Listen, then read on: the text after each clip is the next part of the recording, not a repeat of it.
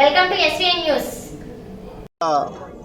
రాష్ట్ర ఉప ముఖ్యమంత్రి గారు మా అందరి అభిమాన నాయకులు శ్రీ పవన్ కళ్యాణ్ గారి బర్త్డే సందర్భంగా కందుల నాగరాజు గారు ఆధ్వర్యంలో మెడికల్ క్యాంపు, మొక్కలు పంపిణీ కార్యక్రమము, అన్నదానము ఇలా ఎన్నో కార్యక్రమాలు చేస్తూ ఉన్నారు.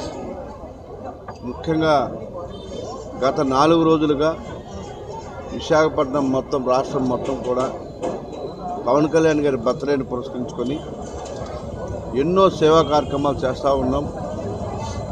రక్తదానం నిన్న 650 మంది పెద్ద మెగా ఈవెంట్ అయ్యింది. అలాగే ఈరోజు ప్రతి వార్డులో కూడా కేక్ కటింగ్లు పక్కన పెట్టి సేవా కార్యక్రమాలు ఎక్కువ చేస్తూ ఉన్నారు.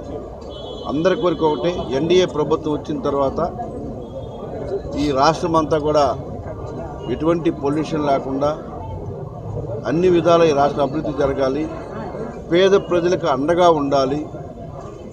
పేద ప్రజలు అభివృద్ధి ధ్యేయంగా పనిచేస్తున్నటువంటి ఎన్డీఏ ప్రభుత్వానికి రానున్న రోజుల్లో ఇంకా మంచి మంచి కార్యక్రమాలు చేసే విధంగా పవన్ కళ్యాణ్ గారు మాకు పిలుపునిచ్చారు.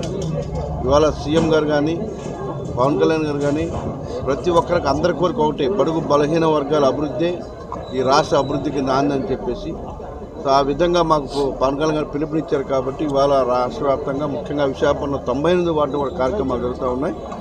కందుల నాగరాజు గారి ఆధ్వర్యంలో ఇవాళ ఇక్కడ అద్భుతంగా పేదలకి అన్ని సేవా కార్యక్రమాలు జరుగుతూ ఉన్నాయి.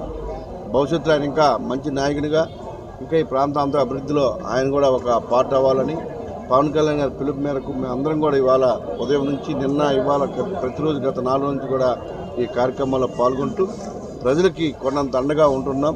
రానున్న రోజులు ఇంకా మంచి మంచి సేవా కార్యక్రమాలు చేయడానికి నాంది పలుకుతామని చెప్పేసి మేము తెలియజేస్తాం.